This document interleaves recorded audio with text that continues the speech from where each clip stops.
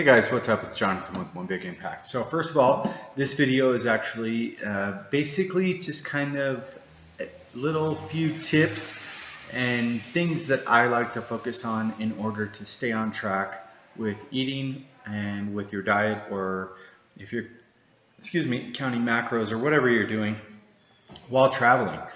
So first of all, it is 9:30 a.m. today, and it's been raining pretty steadily for about 3 hours. I'm sitting here in Medellin, Colombia. Damn phone. And I got here yesterday, and the first thing I want to say is, yes, I have my coffee, that you have to make it a very, very, very large focus, but it doesn't have to be your entire focus. A lot of people say, well, I don't want my vacation to be ruined by meal prepping and meal planning and going to the gym or whatever. It's only been a couple hours, and I've already been shopping, which took a really long time because I'm not familiar with anything. But the cool thing about it is I did shopping, I did my workout, and I also already made and had breakfast. So normally on a normal day, after the first time, after I'm able to understand exactly what foods are which, as far as being able to purchase them within my realm of my diet to be able to stay on track, the second time will only take a few minutes. And it's because you're already familiar with the store, you're familiar with the types of foods and things like that. And for the most part, vegetables are vegetables. You don't have to worry about reading the label thing or whatever, just you know what is what. I will say a couple things were a little bit interesting as far as like the ranch dressing. Did you hear that lightning? It's actually really nice. I like the rain. Although I rode my bike in the rain for 3 hours last night, and I think I've gotten a little bit of a cold from it. But regardless, some things take some time to learn, and if you are in a certain area, which I am, I'm going to stay in this area for about a week. And today, for instance, I found a free outdoor gym, which is really cool. And I'll try to put a couple pictures at the end of this video, as well as my grocery haul and things like that. And I'll put kind of a snippet of me getting ready to go to the store or whatever. But for the most part, it doesn't have to consume your travel. You know, as it stands right now, 9 o'clock, if I was really eager beaver, I could stay up till, 9 or 10 o'clock at night. So that gives me 12 to 14 hours still to be able to go out and have fun and do things. Obviously it's raining, so I'm probably not going to do that today. Little did I know, apparently it's winter in Medellin, but that's okay. I love the crazy dreary weather and stuff like that. But in addition to that, I would say the biggest single most important tip that I could say is immediately when you get in town, if it's a workout day, you work out. I don't care if you can or can't find a gym or whatever. I found 3 gyms within my area in the matter of not even a 24-hour span. One which was free, one which was $2 a day, and one which was $22 a month. So it kind of depends on, basically what you're looking for. Obviously, the more you spend, the more you get. But I can still get all my workouts done exactly the same as I could at the $22 a month one as I could at the regular one, the regular free one. So don't let it overwhelm you as far as cost or anything like that, because it's not expensive. It's cheaper than my gym membership in America, in the United States. So right when you get to town, go out there, find a grocery store, and you don't necessarily have to get your food right away, because if you meal prep like I advise for the plane, you should still have, some meals to get through the evening. But the first thing in the morning, you want to go ahead and hit a pretty large grocery store if you can find one. And it may not be the cheapest place, but they will have everything that you're looking for. If you're looking for like measuring spoons, or you're looking for cups or silverware or anything, in addition to needing actual stuff like olive oils, and things like that. And small little places, corner stores, will usually have fruits and vegetables and stuff like that, and maybe some meats or a carne asada, but they may not have the other essentials that you're going to need. So you may pay a little bit more to go to one of those locations, but it's definitely going to be worth the extra money. And usually everything can be found there. And I just left one actually a little while ago. It was more like a Costco type version, but maybe like a Winco, really large, kind of like a Walmart version. They had clothes, they had everything that you would pretty much need. So you can kind of make it a one-stop shop for all things. So try to find a bigger grocery store, just because it's easier to stay on track and get all your stuff and not make excuses. You couldn't find this, you couldn't find that, because most things are going to be perfectly acceptable. Also, a quick tip, check if the water is consumable wherever you're going, because like specifically where I'm at, the water is perfectly fine, so I don't have to buy endless amounts of bottled water. I could just use tap water because it's perfectly fine to drink. So that can save you a lot of money and time lugging back and forth big water bottles and stuff like that. In addition to that, when you get to the area, like I was saying before, find out your workout place, find out your gym, and maybe I would say grab some Tupperware and stuff, and maybe find an alternate gym as like a backup thing. And the reason I say that is because maybe you go to the gym for a few days and you're just not really feeling it. So you don't want to say, okay, I have to do this and I have to cancel the membership, it's going to take me a week, blah, blah, blah. I might as well just not do it. Because I don't think that's a good way of operating. In addition, as far as local cuisines, a lot of people are going to say, well, I want to try the local food. What do I do about that? Because that's going to be one of your biggest dilemmas. You're going to smell all these amazing smells and stuff like that. So what I did personally is I was doing Atkins induction because I'm very carbohydrate sensitive to be able to do my cutting phase. And my protein is exactly where I need it and everything like that as far as that's concerned, but everything else is great.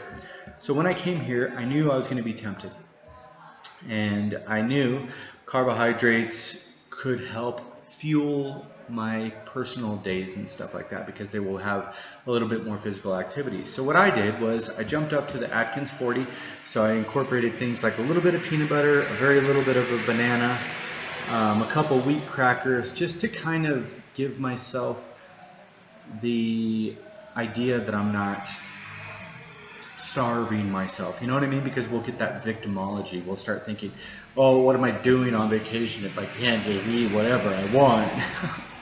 Which is bull, you know. It's just the poor me attitude, and we all do it. But in addition to that, if you stay on track, say you're on vacation for a month, if you stay on track all week for 6 days, I am personally going to give myself 24 hours where I'm a little bit relaxed. I will make sure I still get my protein intakes, but I'll try some things locally. And you can call it a cheat day, you can call it whatever you want, that's fine.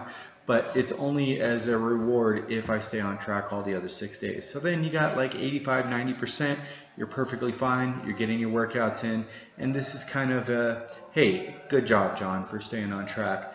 And then once you get back to wherever you live or whatever, obviously you would need to bounce back and stop doing that if you are not incorporating those on a regular basis. For me, I've been incorporating them once every 1 week or once every 2 weeks to be able to refill my glycogen stores and everything like that. So that actually is going to help me kind of look forward to it. I actually got here yesterday.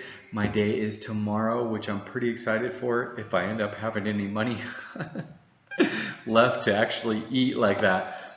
I hope that video helped you guys. So make sure, just to recap, find a gym the first day you go, okay? Find a grocery store the first day you go. Find an alternative by the second day as far as grocery stores and gyms. And then give yourself a little bit of leeway if you're going to be walking a lot. And don't just say you're going to be walking a lot. There's a difference between walking a lot, because I don't have any other mode of transportation besides a bicycle down there, and I can't really do it in the rain. I don't have the money for a cab. I don't have the money for buses, and if I do, I have to walk really far to get to them. So be honest with yourself. If you're actually going to be incorporating a lot more exercise, a lot more physical activity, or you're going to be taking lots of cabs and lots of subways and lots of buses and stuff like that. Because if you're going to do that, don't change your meal plan, keep it like it is. But if you are going to be doing a lot more activity, maybe bump it up a little bit with the carbohydrates to kind of get you through the day so you don't feel like you're suffering. But that could definitely help, because it's different than what you were doing, but you're probably still going to be a little bit in the safe zone. I hope this video helped you guys. If it did, please like, share, comment, and subscribe to our channel. Remember to be stronger than your excuses and spread love, not hate. I'll come walk you outside real quick so you can see the view. This is kind of the view of the hostel. It's very quiet. The vibe is, but that's okay. There's somebody singing on a guitar downstairs, but hopefully you can see. Can you see it? It's raining right now. Kind of nice little neighborhood. The main street's over there on the other side of that hotel, that big hotel. But nice little place. Anyway, so if you guys have any ideas on things that you want to hear about over the course of the next 28 days, please let me know. I will do my best to get you the best possible knowledge and answers. Thanks, guys. Have a good day. Peace. How does my saying go? Drink your damn bag of water.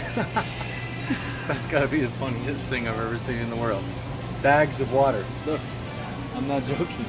That's awesome. Whoa. It's leaking. Holy shit. Okay, so as you can see, the gym outdoors was a partial success. And to be honest, I think I'm going to go ahead and stick with it to save the 20 bucks. Sucks because I won't have as cool of a gym, but apparently I just stumbled across like the mother lord of stores. They sell motorcycles and all kinds of crap, but I'm actually looking for, apparently like it's a Best Buy and a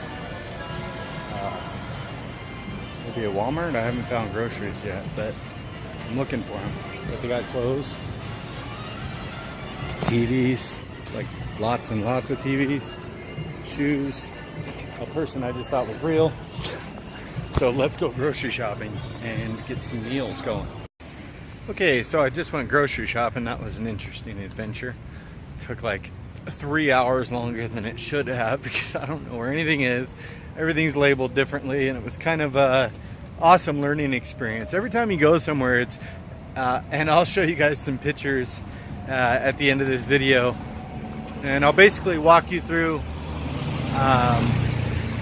what I got in a minute, as well as what it cost, because a lot of people say, well, I can't stay on track because it costs too much. Actually, I have a giant backpack full to the brim. Thank goodness I brought it. And I'd say it's about 60 pounds worth of stuff. So I gotta walk back to the hostel. As soon as we get back there, I'll basically show you my grocery haul and what I'll be eating. And I will say something that you have to work on is self-discipline, and this is specifically and especially when you're traveling. And I gave myself a little bit more leniency because I will be a lot more active. So I'm basically doing Atkins 40 versus Atkins 20. And that reason for that is because I need to be able to keep up with the energy and sustain energy throughout the process and start reincorporating carbs, because I'll be doing a bulking season pretty soon. Buenos dias. But after that, buenos dias. That's a hell of a load. I'm over here complaining about mine. These guys are carrying some stuff. Holy crap. But the self-discipline thing, giving yourself a little bit more leniency while you're traveling is a good idea. Otherwise, you're just going to feel like you're suffering. Now, leniency as far as within your values, I'm saying. So I was normally doing like an Atkins 20 induction. I'm going to Atkins 40 induction. Not incorporating the ability to be able to just go out and eat whatever I want. Just getting the ability to incorporate some different types of foods. For instance, I did a banana just a minute ago. But the banana is only a half of a small banana. So yeah, I had to use some self-discipline and I chucked the rest of the banana. Because I know damn well ain't no half a banana gonna sit around my house for an extent, or my hospital for an extended period of time before I eat the damn thing.